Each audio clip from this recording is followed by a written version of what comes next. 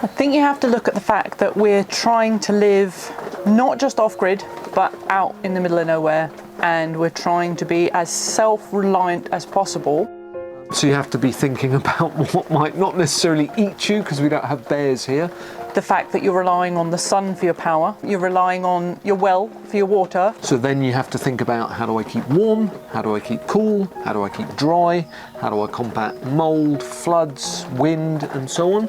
The beginning of off-grid, it's more of a negative, if it indeed is a negative, because you have to get the infrastructure sorted. So you don't have sewage to take your wees and poos away, so you either have to go out into nature, dig yourself a hole and then bury it properly. Morning, and welcome to another episode of Wednesday Wildlands Waffles. Today we're going to be talking about the worst stuff about living off-grid. So enjoy tonight's episode.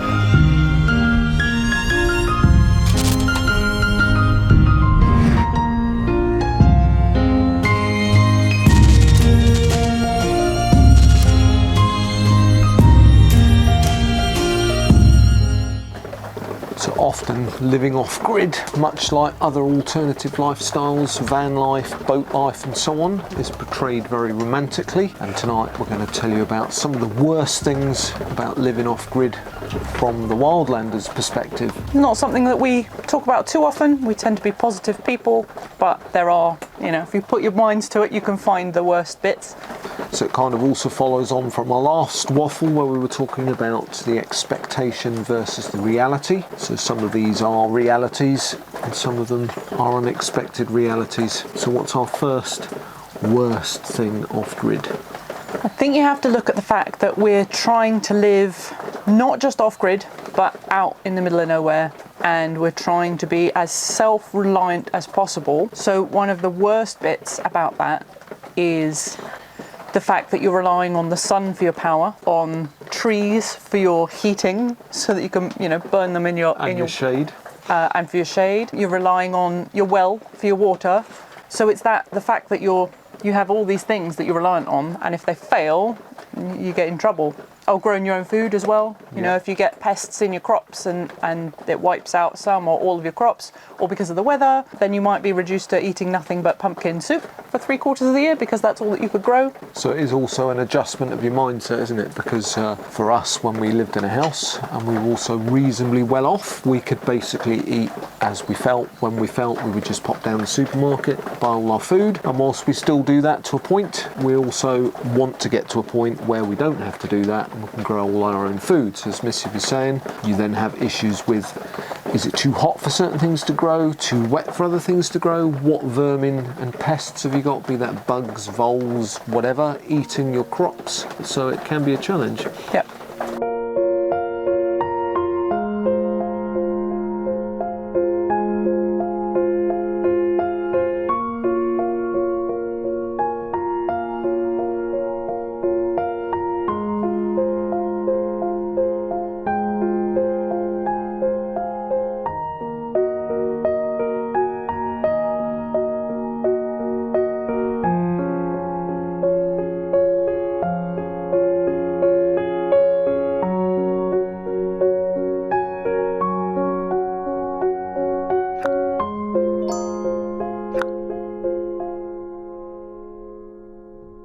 Solar power, of course, it's fantastic. Our new setup is absolutely amazing, but it does, of course, rely on you getting plenty of sun. So if you're going off-grid in somewhere like Ireland, I imagine you need an awful lot more battery power and solar power than you would over here. But even us, once we've had a run of cloudy days, then we struggle a little bit. Or if something went wrong, if your solar panel broke, then all of a sudden you'd have no electricity. So that's a possible downside. And also the downside to that, generally speaking, is before you can generate your own electricity, be that from solar, from the wind, or from hydroelectric power, all of which are easily attainable. They're also expensive and they require maintenance. Yeah. So, and if you've got the outlay, yeah. Yeah. So, a good flip side to that is make sure if you are going off grid that you have multiple ways of getting electricity. So that might be solar power and a generator, or it could be a wind turbine and solar power, or several solar power systems in different parts of your land and so on. Weather. Ah, the weather.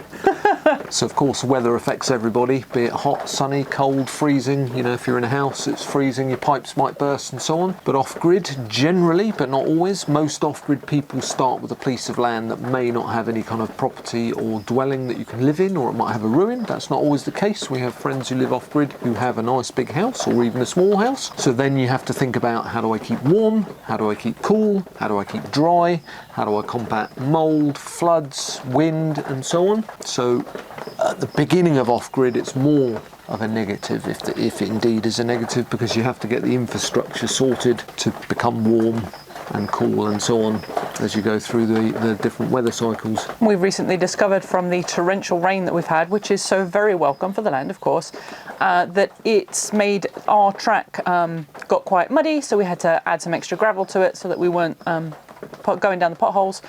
The tracks to our driveway to the tarmacked road have started flooding out, and there's not just potholes but great big lake-like puddles you have to drive through. There's a lot of clay in the soil there, so you found it quite slippery driving around in the van. And additionally, caused by the weather, is we've had quite a number of trees down on the tracks. Sometimes they're small trees, so you can just stop and move them out of the way. But last year we had a tree that was too big even for our chainsaw, so we had to get friends over to help us move it. So that meant we were 3 or 4 hours late going out. And also this year, because of the rain, we've had like mini floods on the tracks, like torrents of water that flow briefly while it's really torrentially raining, and that's dislodged large boulders which have gone on the tracks, and sometimes you don't always see those when you're driving in the dark. So the weather can be obviously quite dangerous at times, but has different implications living off-grid when you're out in a rural area. There's just less infrastructure, of course. If you lived in a house in a street and it poured with rain, you've got the drains and so on to take care of it for you, and the roads are taken care of, and the council come out and do gritting in the ice and so on. So you have none of those benefits and amenities here, so it's all do it yourself. So if you had ice, then you either stay in or you have to deal with it yourself, be it clearing snow and so on. And so far we've not had snow here, but it's always a possibility with the weather here. Another one of the worst bits about living off-grid is proximity to nature, which sounds a bit daft, because proximity to nature is fabulous and it's wonderful, and when you've got a little, chameleon in the tree or a tree frog or praying mantis, they're so exciting. But there's other things, aren't there? There's the big fat hornets that are terrifying and have me running and screaming down the lane when I see them in the summer. There's a lot of those. There's mice. Giant Capricorn beetles that are 3 inches long that are completely benign and quite interesting, but when they fly into your hair or your beard, they don't come out and they get tangled and they look quite scary even though they're not. Ants are everywhere, and it's fair enough. We know that we've moved on to their land. They were here first, but it's a bit of a pain. When we first built the kitchen, the ants sort of moved in there, so we had to be really scrupulous about keeping everything clean and tidy. And again, for the mice have all moved in because we've provided so much warmth and shade for them.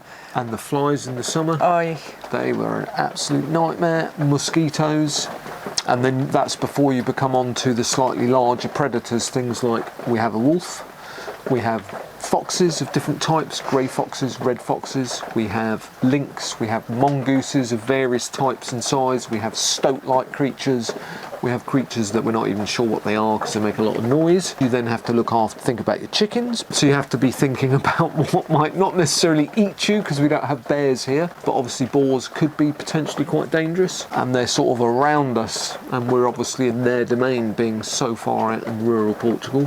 Yeah, it's easy to forget. Once you start putting up structures, we've got a little house that you might live in with us, we've got roofs and things, and it lulls you into a sense of security. You feel like, this is home, and you've got lights up and so on, but you forget that actually you're surrounded by miles and miles of woodland and farmland. No neighbours. Nobody in the close proximity. No. So there could be a wolf come up and eat you.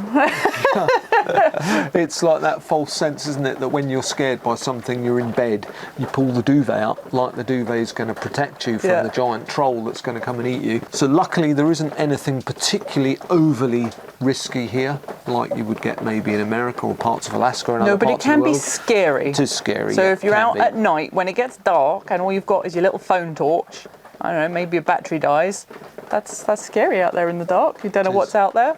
Yep.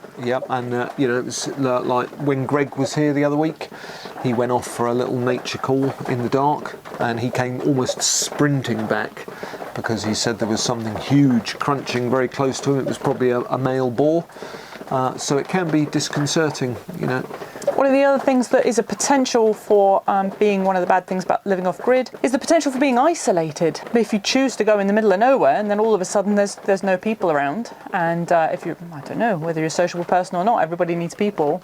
Yep. However, I've only added that in because that's possible, and we haven't found it at all, have we? We haven't been isolated, even though we do live in the middle of nowhere. There's so many other people off grid, and they've all built community specifically to replace that, I think. I think some of that was that we chose this area particularly when we came and visited because the community was here.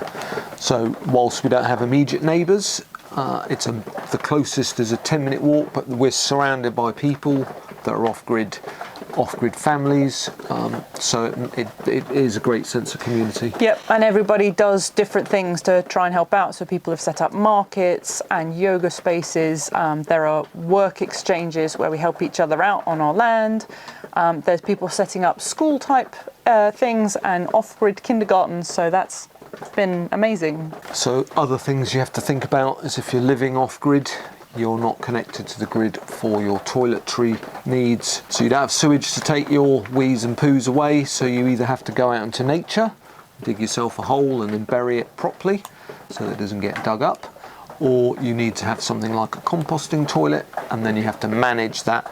How are you going to deal with your waste? Are you going to compost your poo properly? How are you going to deal with potentially large amounts of wee if you have a family and or people coming to your land regularly? And grey water as well. And grey water, yep. And there are many ways of dealing with that, and some of them are great, and some of them are great for the environment, and they're far better than using mainline sewage systems or septic tanks, personally speaking, but everyone does it a different way. Obviously, if you have a septic tank, then you have to pay somebody to come and empty it, which if you're very remote may not be possible. So generally speaking, most people off-grid use a composting toilet with a separator, and then you've obviously got to manage that. So we have friends that have to dig their own poo into IBCs because of the way they manage it, whereas we're looking at long drop composting. But the point of mentioning it in the waffle is it's something you have to think a lot more about than when you're in a house and you can just flush it and it disappears magically, and the worst thing you have to deal with there is cleaning the rim of your toilet, whereas here you have to manage the whole process. So to flip all of that round, I think most of those you can come up with multiple benefits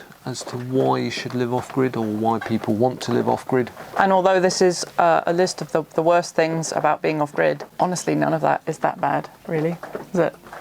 No. We're still doing it, and we're still happy to do it, and we still choose it, and hundreds and thousands of other people are choosing it too. So it must have more positives than it does negatives. Absolutely. I mean, you know, just to end with a bit of waffle, I was talking to somebody online who said, "Oh, I could never live off grid because I wouldn't want to be sitting outside in the cold at night, or in the rain, or in the heat, or whatever.